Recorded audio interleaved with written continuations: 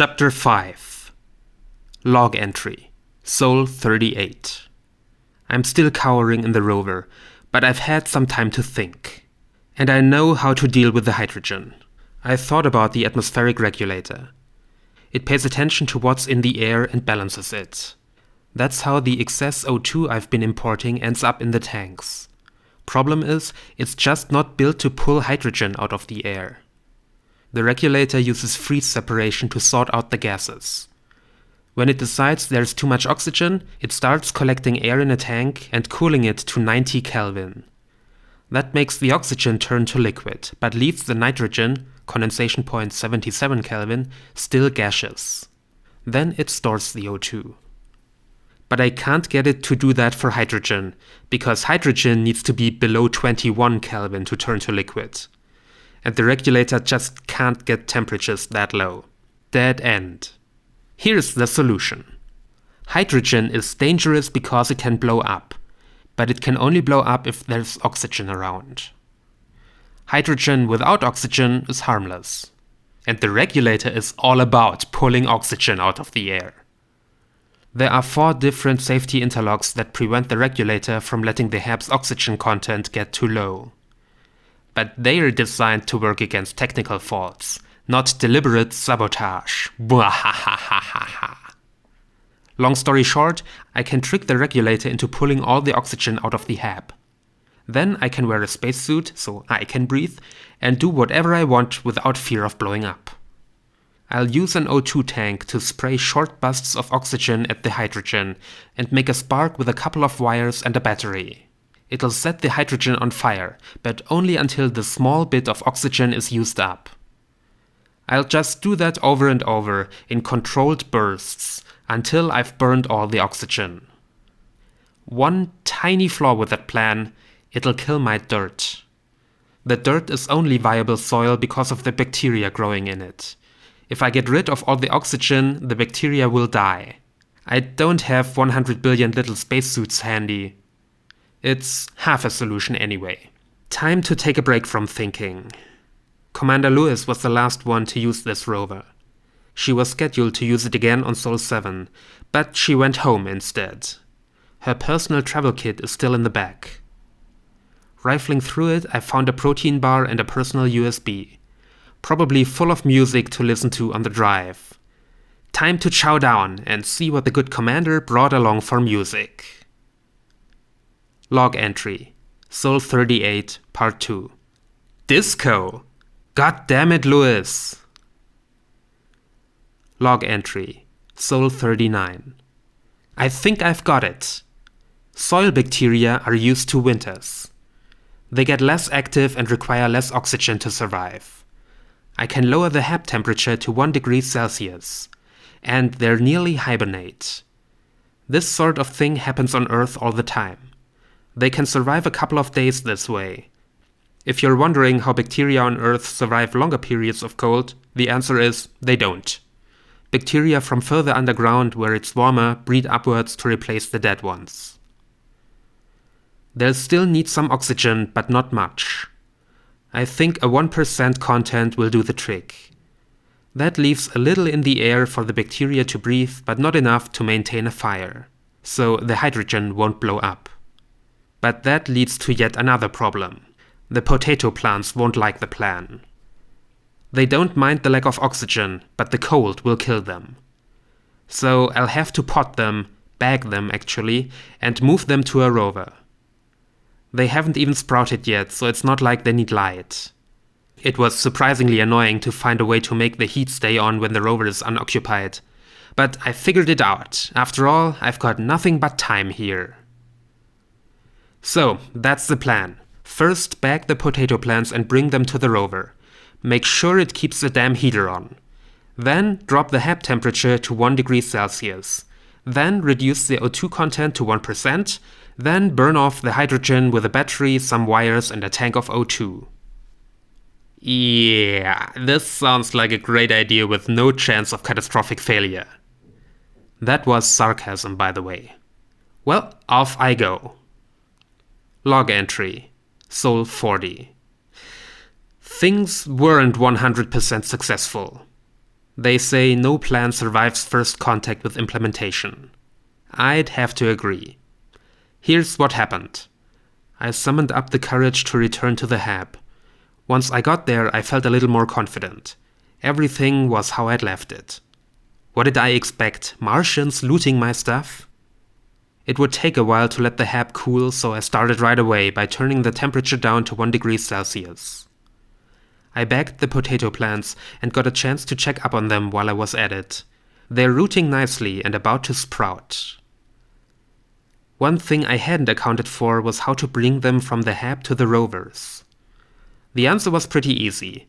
I put all of them in Martin's spacesuit.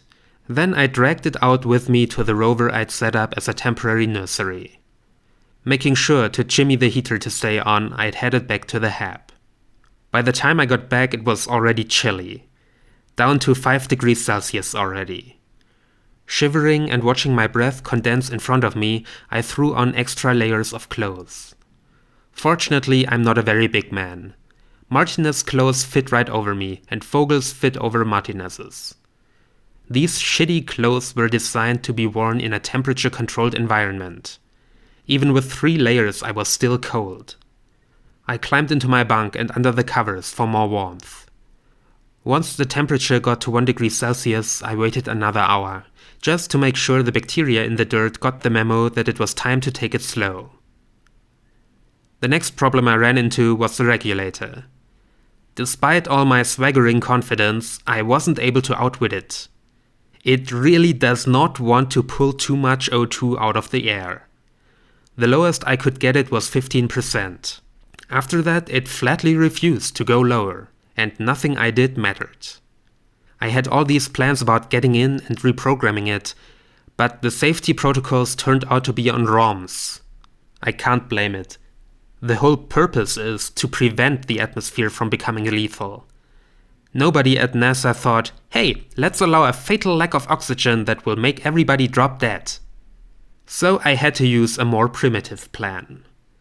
The regulator uses a different set of vents for the air sampling than it does for the main air separation. The air that gets freeze separated comes in through a single large vent on the main unit. But it samples the air from 9 small vents that pipe back to the main unit. That way, it gets a good average of the hab, and one localized imbalance won't throw it off. I taped up 8 of the intakes, leaving only 1 of them active. Then I taped the mouth of a hefty-sized bag over the neck hole of a spacesuit. Johansson's this time. In the back of the bag, I poked a small hole and taped it over the remaining intake. Then I inflated the bag with pure O2 from the suit's tanks. Holy shit, the regulator thought. I better pull out O2 right away. Worked great.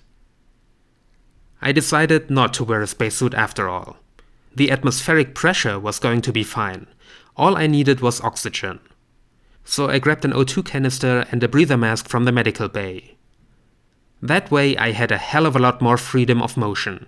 It even had a rubber band to keep it on my face. Though I did need a spacesuit to monitor the actual hab oxygen level, now that the hab's main computer was convinced it was 100% O2. Let's see, Martinez's spacesuit was in the rover. Johansson's was outwitting the regulator. Lewis's was serving as water tank. I didn't want to mess with mine. Hey, it's custom fitted. That left me 2 spacesuits to work with. I grabbed Vogel's suit and activated the internal air sensor while leaving the helmet off.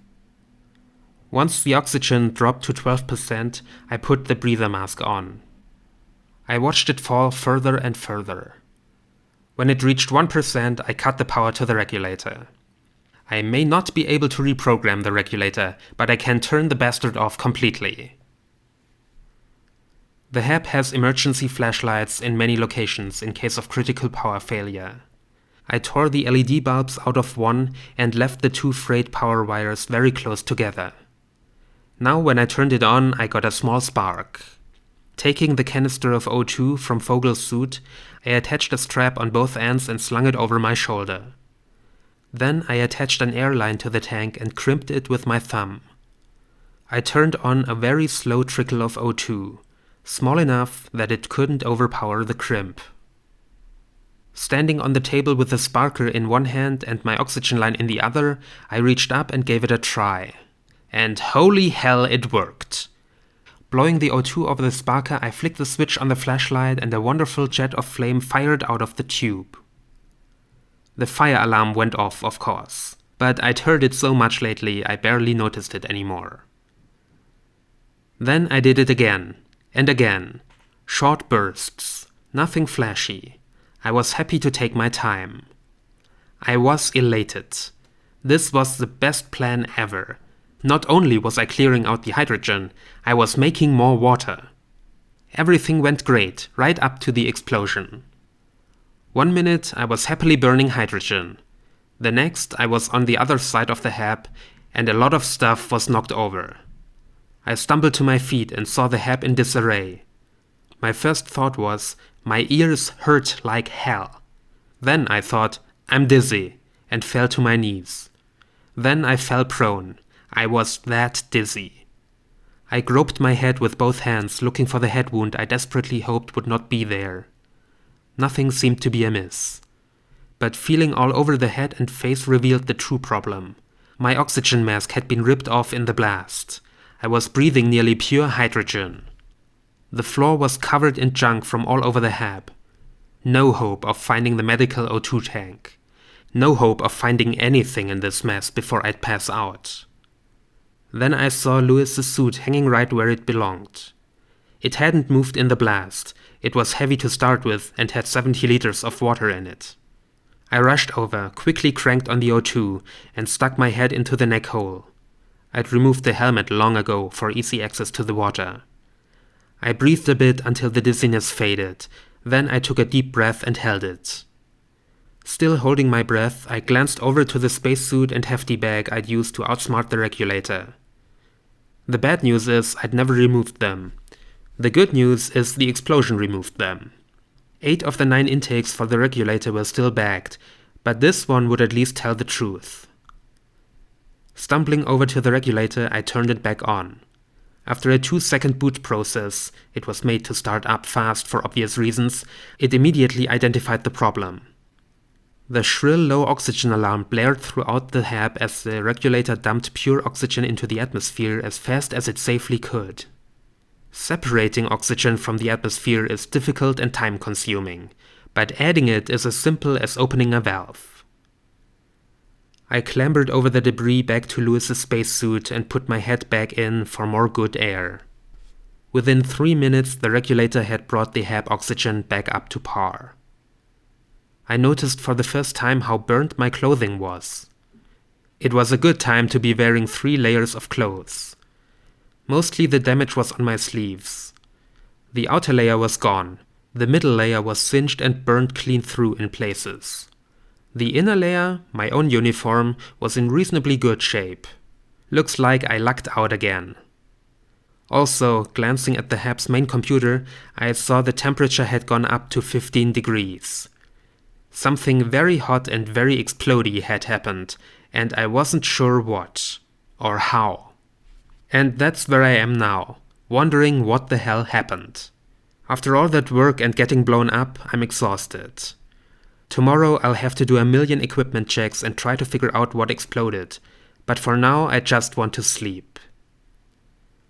I'm in the rover again tonight. Even with the hydrogen gone, I'm reluctant to hang out in the hab that has a history of exploding for no reason. Plus, I can't be sure there isn't a leak. This time I brought a proper meal, and something to listen to that isn't disco. Log entry, Sol 41. I spent the day running full diagnostics on every system in the hab.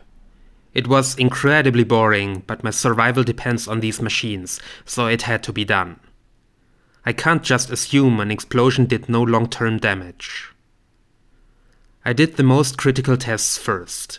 Number 1 was the integrity of the hab canvas. I felt pretty confident it was in good shape, because I'd spent a few hours asleep in the rover before returning to the hab, and the pressure was still good. The computer reported no change in pressure over that time, other than a minor fluctuation based on temperature. Then I checked the oxygenator. If that stopped working and I can't fix it, I'm a dead man. No problems. Then the atmospheric regulator. Again, no problem. Heating unit, primary battery array, O2 and N2 storage tanks, water reclaimer, all 3 airlocks, lighting systems, main computer, on and on I went, feeling better and better as each system proved to be in perfect working order. Got to hand it to NASA. They don't screw around when making this stuff. Then came the critical part. Checking the dirt. I took a few samples from all over the hab. Remember, it's all dirt flooring now. And made slides. With shaking hands I put a slide into the microscope and brought the image up on screen. There they were, healthy, active bacteria doing their thing. Looks like I won't be starving to death on Sol 400 after all. I plopped down to the chair and let my breathing return to normal. Then I set about cleaning up the mess, and I had a lot of time to think about what had happened. So what had happened? Well, I have a theory. According to the main computer, during the blast, the internal pressure spiked to 1.4 atmospheres, and the temperature rose to 15 degrees Celsius in under a second. But the pressure quickly subsided back to 1 atm. This would make sense if the atmospheric regulator were on, but I'd cut the power to it. The temperature remained at 15 degrees Celsius for some time afterwards, so any heat expansion would still have been present. But the pressure dropped down again. So where did the extra pressure go? Raising the temperature and keeping the same number of atoms inside should permanently raise the pressure, but it didn't. I quickly realized the answer. The hydrogen, the only available thing to burn, combined with oxygen, hence combustion, and became water. Water is 1,000 times as dense as a gas, so the heat added to the pressure, and the transformation of hydrogen and oxygen into water brought it back down again. The million-dollar question is, where the hell did the oxygen come from? The whole plan was to limit oxygen and keep an explosion from happening, and it was working for quite a while before blowing up. I think I have my answer. And it comes down to me brain farting. Remember when I decided not to wear a spacesuit? That decision almost killed me. The medical O2 tank mixes pure oxygen with surrounding air, then feeds it to you through a mask. The mask stays on your face with a little rubber band and goes around the back of your neck. Not an airtight seal. I know what you're thinking. The mask leaked oxygen. But no, I was breathing the oxygen. When I was inhaling, I made a nearly airtight seal with the mask by sucking it to my face. The problem was exhaling. Do you know how much oxygen you absorb out of the air when you take a normal breath? I don't know either, but it is not 100%. Every time I exhaled, I added more oxygen to the system. It just didn't occur to me, but it should have. If your lungs grabbed up all the oxygen, mouth-to-mouth resuscitation wouldn't work. I'm such a dumbass for not thinking of it. And my dumbassery almost got me killed. I'm really going to have to be more careful. It's a good thing I burned off most of the hydrogen before the explosion. Otherwise, that would have been the end. As it is, the explosion wasn't strong enough to pop the hab, though it was strong enough to almost blast my eardrums in. This all started with me noticing a 60-liter shortfall in water production. Between deliberate burn-off and a bit of unexpected explosion, I'm back on track. The water reclaimer did its job last night and pulled 50 liters of newly created water out of the air. It's storing it in Lewis's spacesuit, which I'll call the cistern from now on, because it sounds cooler. The other 10 liters of water was directly absorbed by the dry soil. Lots of physical labor today. I've earned a full meal. And to celebrate my first night back in the hab, I'll kick back and watch some shitty 20th century TV courtesy of Commander Lewis. The Dukes of Hazzard, huh? Let's give it a whirl. Log entry, Sol 42. I slept in late today. I deserved it. After 4 nights of awful sleep in the rover, my bunk felt like the softest, most profoundly beautiful feather bed ever made. Eventually, I dragged my ass out of bed and finished some post-explosion cleanup. I moved the potato plants back in today, and just in time too. They are sprouting. They look healthy and happy. This isn't chemistry, medicine, bacteriology, nutrition analysis, explosion dynamics, or any other shit I've been doing lately. This is botany. I'm sure I can at least grow some plants without screwing up. Right? You know what really sucks? I've only made 130 liters of water. I have another 470 liters to go. You'd think after almost killing myself twice, I'd be able to stop screwing around with the hydrazine. But nope, I'll be reducing hydrazine and burning hydrogen in the HAB every 10 hours for another 10 days. I'll do a better job of it from now on. Instead of counting on a clean reaction, I'll do frequent hydrogen cleanings with a small flame. It'll burn off gradually, instead of building up to kill mark levels. I'll have a lot of dead time. 10 hours for each tank of CO2 to finish filling. It only takes 20 minutes to reduce the hydrazine and burn the hydrogen. I'll spend the rest of the time watching TV. And seriously, it's clear that General Lee can outrun a police cruiser. Why doesn't Roscoe just go to the Duke farm and arrest them when they're not in the car?